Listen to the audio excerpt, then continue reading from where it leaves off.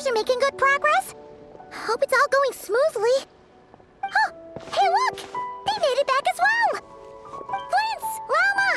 How did it all go? All is well, thank you. Nefer and Yehuda had to stay at the curatorium to wrap things up, so they won't be joining us for now. I ran into Miss Anefa and Miss Aino on the way back. Their work is still in progress, so I suspect they won't be back for a while either. You seem rather cheerful today, Mr. Flintz. I certainly am.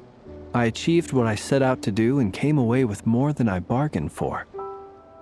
Fighting alone can get quite tedious, but I had the good fortune to run into a pair of brave young warriors. We meet again. How have you been? Albedo! What are you doing here? Thankfully, tracking you down turned out to be a lot simpler than we envisaged. These two courageously lent me a hand while I was fighting the wild hunt. When they told me they were Servarka's colleagues, it all made sense. And given how people of outstanding talent tend to cross paths, it's no wonder you're already acquainted. So, who's your travel buddy, Albedo? Why don't you come and introduce yourself?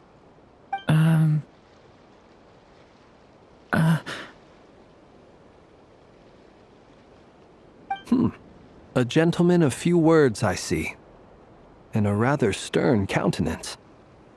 I presumed you were acquainted with him. Is that not the case?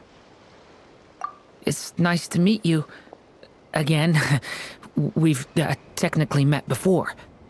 Wait a sec! You're Mini Durin!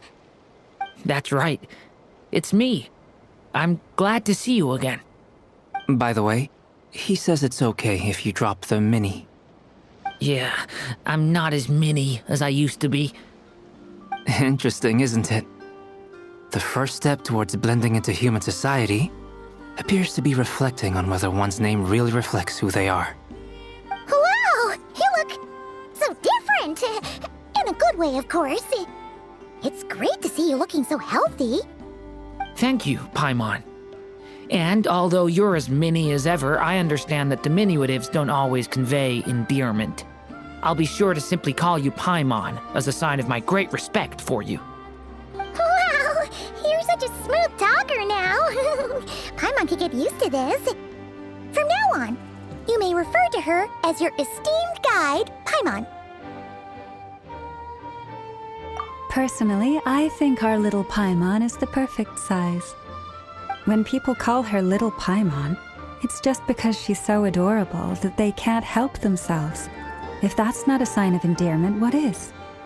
You're absolutely right, Miss Lauma. My brother still has a long road ahead of him when it comes to understanding human relationships. Anyway, speaking of long journeys, didn't Columbina, leave with you? How come she isn't back yet? She's been catching up with old friends. Wouldn't be surprised if she stopped for a cup of tea, or 10, on the way back. Uh-oh. People are talking about me. Hope it's nothing negative.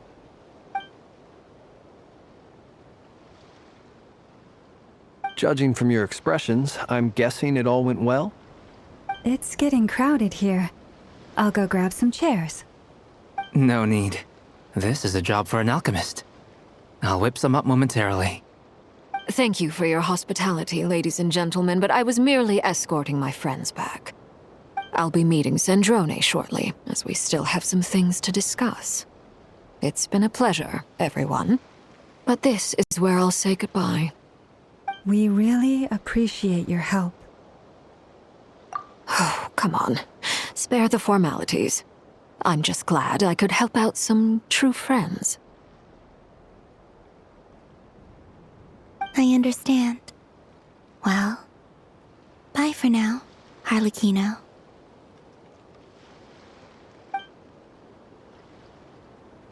Oh, this place is hopping. It's probably a good thing one of us left. Otherwise, we might not fit all these people in. Are you saying we're about to run out of chairs? As a matter of fact, I am. Come on in and see for yourself.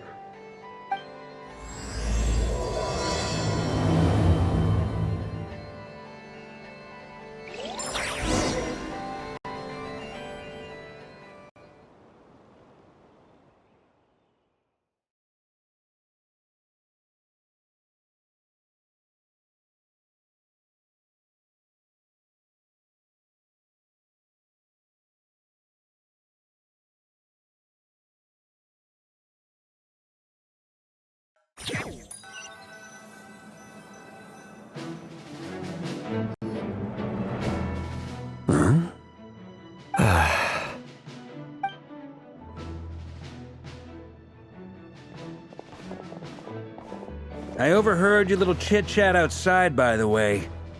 With Miss Columbina's colleague gone, we should be back to the original crew plus the other colleagues I brought in. Though, it looks like we have another new face. Someone else managed to rope in a colleague too? Frankly, you and Paimon are the only people I know here. This here is Deanslip, colleague of Tibet's greatest guide, Paimon, and greatest adventurer, the Traveler. Well, not exactly colleagues, more sort of friends. When someone else jumps in to do the announcing, you know you're speaking to someone important. Let's hear what he has to say. Note to self. Once Paimon knows your name, the rest of the world will soon follow. When he comes looking for us, it's usually something important. Paimon's guessing you've heard about the Wild Hunt, then. From the looks of it, you're about to hold a meeting. If I were to say that the Wild Hunt is our mutual enemy, would that earn me a seat at the table? As the saying goes, the enemy of my enemy is my friend. Mr. Dainsleif, there's a seat with your name on it. Though, I can't promise the same for everyone else. Hey, Albedo, think you can rustle up a couple more chairs? After all this time apart, Grandmaster Varka's first order is to rustle up a couple more chairs. I've missed this. Is he being sarcastic? Hey, he's your brother. Why are you asking us?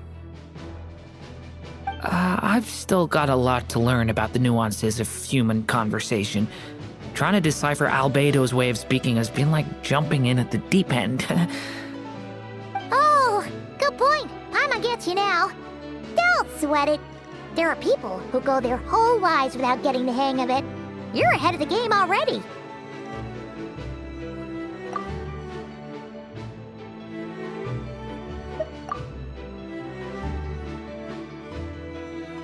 I wonder what's taking Nefer so long. Perhaps you should go and check in with her. If anyone can hurry her along, it's you. I just got back from the curatorium. Besides, aren't you curious to see what's taking her so long? Miss Nefer doesn't strike me as the type to share secrets. And since gathering intel is her specialty, I'm guessing she'd prefer to keep her methods confidential. Under such circumstances, would it not be tactless for me to impose? Oh, but it's fine for me to impose. What can I say? You have an unrivaled ability to garner people's affection, Miss Moonchanter. Besides, you have far more in common with her than I do. All right then.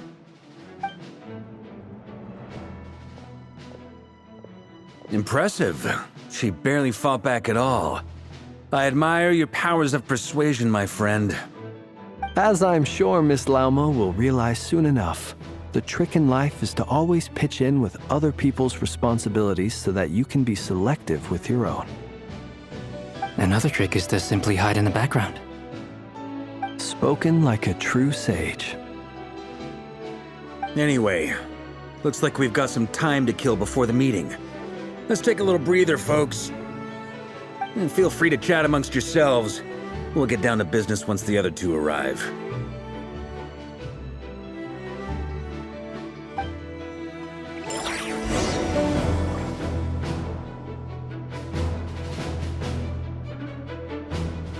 You're both awfully quiet.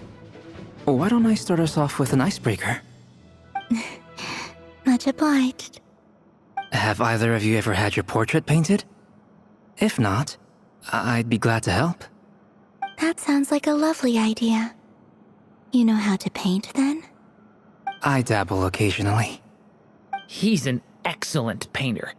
Tables, chairs, people, dragons, you name it. He'll paint it for you. I'm flattered. If I ever get the chance, I'd like to give it a try myself. I'll bear that in mind. Anyway, how about you, Durin? What sort of portrait would you prefer? Oh, I'd be fine with anything. Whatever style feels best to you. Very well. Then I'll play it by ear. You can replicate any style I want? I can try. If you show me a sample, I'll do my best to match it. Thank you. In that case, I'll dig up some reference material for you.